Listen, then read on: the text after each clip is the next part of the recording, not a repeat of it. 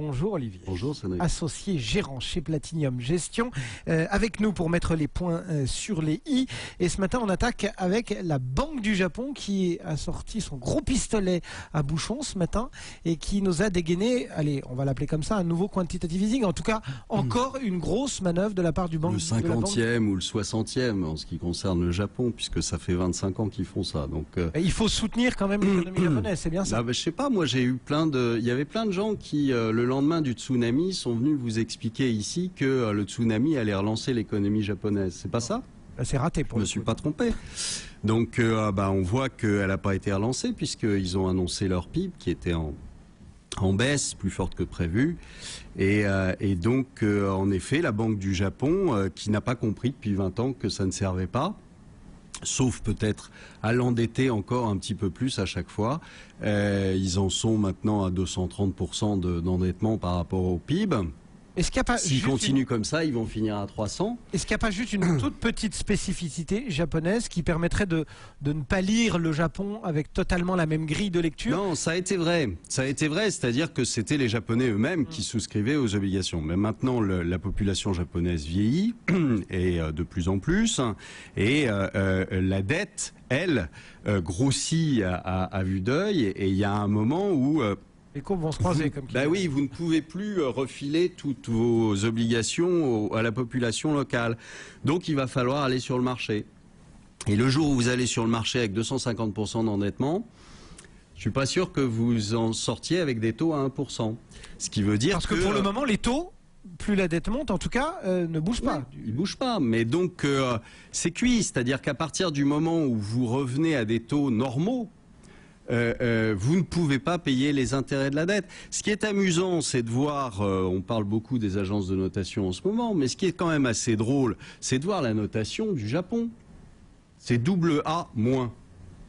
Là où nous sommes AA+ chez Standard. Voilà, AA-, ça veut dire j'investis au Japon, je suis sûr que je vais revoir mes sous. Or, s'il y a une certitude absolue, c'est qu'il y aura un défaut de paiement sur la dette japonaise. Ils ne peuvent pas rembourser, c'est pas possible. Quand vous êtes à 250%, ça vous plombe votre croissance. Ça fait 25 ans qu'ils n'ont pas de croissance du PIB. Vous regardez le PIB japonais il y a 25 ans et le PIB japonais aujourd'hui, c'est la même chose. Et du coup, ça veut dire quoi? Ça veut dire qu'en revanche, vous avez créé une montagne de dettes. Ça veut dire ça jette encore, entre guillemets, s'il le fallait, une sorte de discrédit sur le travail des agences?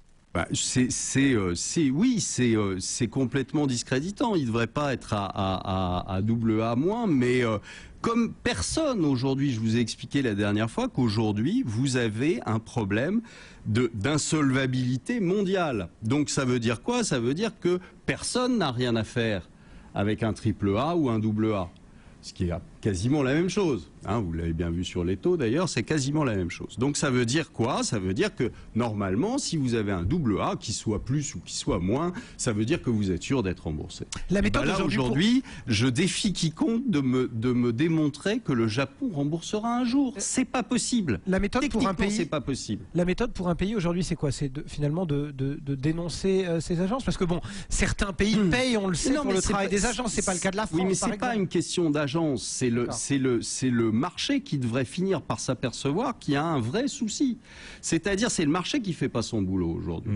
Les agences, elles l'ont jamais fait.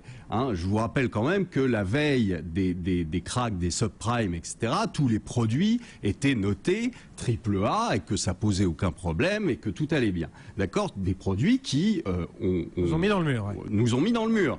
Donc le travail des agences de notation, il est ridicule. Maintenant, qu'il y en ait une, au moins à la limite, ça me dérange pas, mais c'est les marchés qui aujourd'hui sont totalement inconscients. Quand les marchés se précipitent sur le yen, moi, je sais pas, j'ai pas envie de m'acheter une monnaie dont je sais pertinemment que le pays fera défaut. Vous êtes assez isolé quand même, Olivier, à dire ça. Quand on interroge vos collègues gérants, ils nous disent qu'au contraire, en ce début d'année, ils investissent davantage au Japon. Ils ont quelques arguments. Ils nous disent qu'au Japon, il y a beaucoup d'épargne. Ils nous disent que le Japon sera le pays du G7 à afficher peut-être la plus forte croissance cette année. Vous savez, les mêmes vous disaient qu'il fallait investir à fond sur le CAC parce qu'il allait à 5000 et on a vu ce que ça a donné l'année 2011.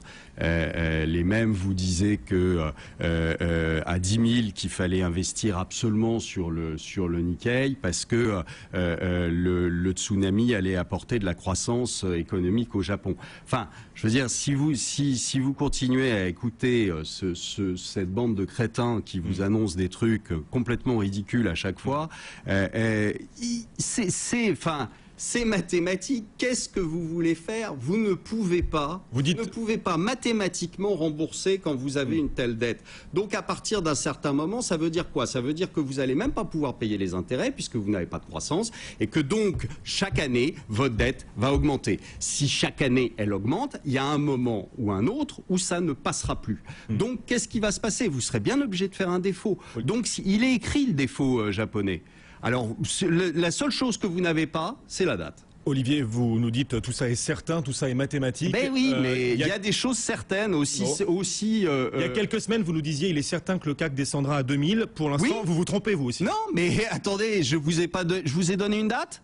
Je vous ai dit que le 11 février ou le 12 février, il sera à 2000. Non, pas du tout. Quand? C'est pour 2030? Non, c'est pas pour 2030. Ça va arriver beaucoup plus vite et à ce moment-là, je sens que je vais me marrer. Et vous exactement voulez pas nous donner comme je me suis marré en 2011.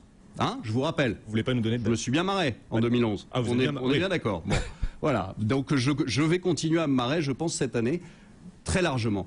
Donc c'est pour cette année, les 2000 points. Mais oui, pour cette année. Vous avez des choses comme ça. On est là en train à chaque fois d'espérer la croissance, d'espérer qu'il va se passer quelque chose. On est tout content parce que la Grèce vient de s'en prendre pour 20 ans. Hein, les pauvres Grecs, franchement, ils viennent de s'en prendre pour 20 ans. On fait des...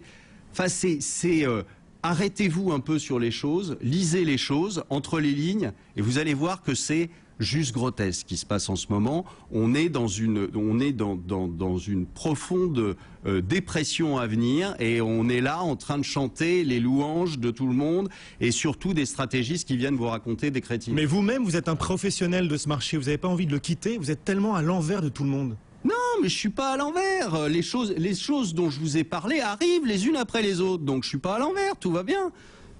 Tout va bien. Vos fonds en profitent. Tout va bien. Tout va bien. La prophétie d'Olivier de la Marche, associé gérant chez Platinum Gestion, elle était délivrée sur BFM Business. Merci Olivier.